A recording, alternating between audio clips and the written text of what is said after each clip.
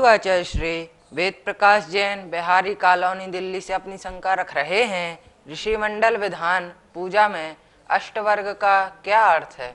अष्टवर्ग जो ऋषि मंडल में आता है वहाँ इसका अर्थ लेना है अपने जितने भी व्यंजन और स्वर हैं उनको यहाँ पर ग्रहण करना है।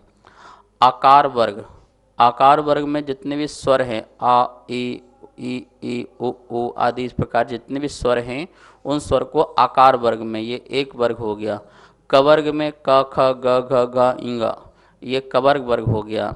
इसी प्रकार से चवर्ग वर्ग में चा छा छा झा या, टवर्ग में टाठा आदि, तवर्ग में ता था द ध न, पवर्ग में पा फा बा भा मा। इस प्रकार से ये 6 वर्ग हो गए। यवर्ग में या रा ला वा, ये 7वां वर्ग हो गया। और 8वां में शा श ह, इस प्रकार से ये 8वां वर्ग हो गया। ये 8 अपन जो ऋषि मंडल का यंत्र बनाते हैं तो 8 वर्गों में यह जो है स्थापित करते हैं। इन्हीं से ही मंत्रों की उत्पत्ति होती है और इसी से यंत्र की उत्पत्ति होती है।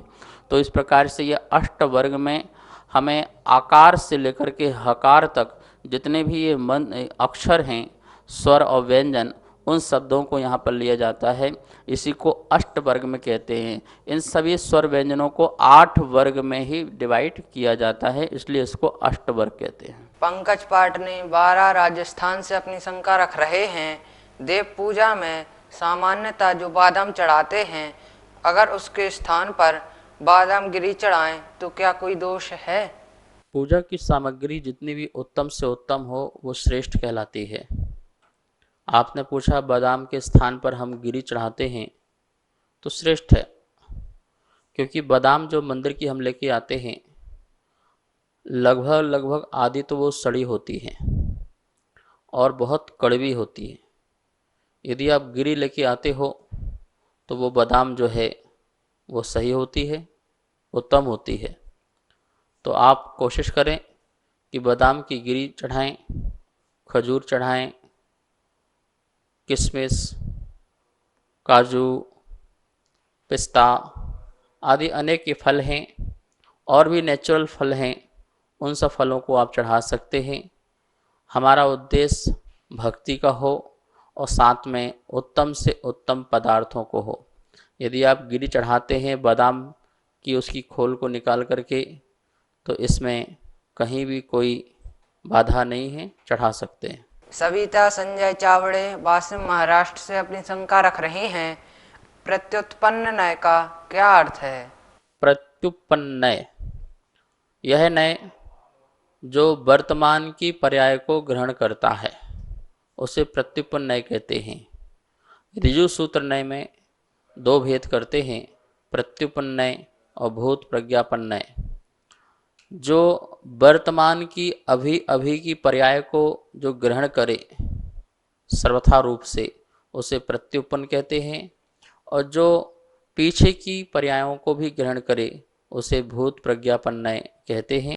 यहाँ पर ऋजु सूत्र का यह प्रत्युत्पन्न लेना है जो वर्तमान की पर्याय को ग्रहण करे। भारती जैन मालेगांव वाशिम महाराष्ट्र से अपनी शंका रख रही हैं कि महावीर भगवान का जीव मारीची था, वह बहुत ही मिथ्यादृष्टि था, तो फिर तीर्थंकर प्रकृति कैसे बंध गई उसको? मारीच भरत चक्रवर्ती का पुत्र, जिसने अनेक खोटे मत चलाए और जिसके प्रभाव से वह जीव असंख्यात भवों को धारण करते हुए संसार में भ्रमण करता हुआ सिंह की पर्याय में पहुंचा, अर्थात महावीर स्वामी बनने के 10 भव पूर्व।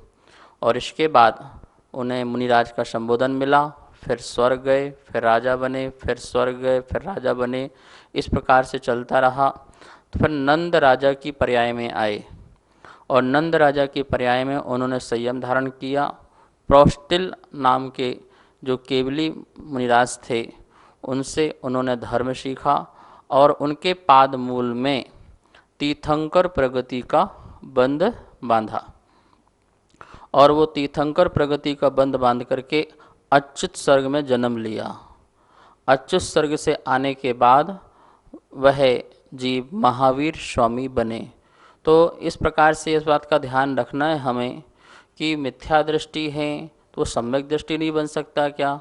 मिथ्या दृष्टि ही तो सम्यक दृष्टि बनेगा और अपना जीवन सुधारेगा, मुनिराजों के चरणों में आएगा, पाद मूल में उनके रह कर के सम्यक्त्व और आचरण का पालन करके वह जीव अपना कल्याण कर सकता है। जैसे नंद राजा ने किया, संयम धारण किया, उनके पाद मूल में रह कर के प्रोस्टेल केवली के तीर्थंकर प्रगति का बंध बांध करके फिर एक भव बाद क्या हुए, वो महावीर स्वामी तीर्थंकर को प्राप्त हो गए। अनिल पहाड़े पैठड़ महाराष्ट्र से अपनी शंका रख रहे हैं कि कई लोग शरीर पर भगवान के, गुरुदेव के आदि के टैटू लिखवाते हैं, तो क्या यह उचित है? लोग अपने शौक के लिए, आनंद के लिए शरीर में भगवान का नाम, जैसे श्री महावीराय नमः या गुरुवर का नाम या फिर ओम आदि भी बनवा लेते हैं। देखिए, शरीर में किसी प्रकार का छेदन भेदन नहीं होना चाहिए और ना इस प्रकार से कोई हमें लिखवाना चाहिए। ये तो अभिनय है ही है और आपका स्वास्थ्य भी, स्किन प्रॉब्लम आदि भी आपको हो सकती है। और इसके अलावा लोग टी शर्ट आदि में भी जो पहनते हैं उसमें गुरुओं की फ़ोटो या नाम आदि लगवा लेते हैं, वह भी अभिनय का कारण होता है। टी शर्ट नीचे फेंक देते हैं या कपड़ा साफ करते समय, उसको साफ करते समय कितना अभिनय होता है। तो इस प्रकार से कोई भी धार्मिक जो चीज़ें हैं उनको हमें ना शरीर में बनवाना है और ना ही कोई अपने पहनने वाले, ओढ़ने वाले, बिछाने वाले कपड़े आदि में बनाना है। ये जो है अभिनय है, अनादर है, ऐसा कार्य ना करें। नमोस्तु आचार्य श्री। कुसुम जैन लखनऊ से अपनी शंका रख रही हैं कि मोक्ष सुख की प्राप्ति के लिए दिनचर्या कैसी होनी चाहिए? मोक्ष सुख की इच्छुक लोगों को चाहिए कि वो अपने श्रावक धर्म का पालन करें।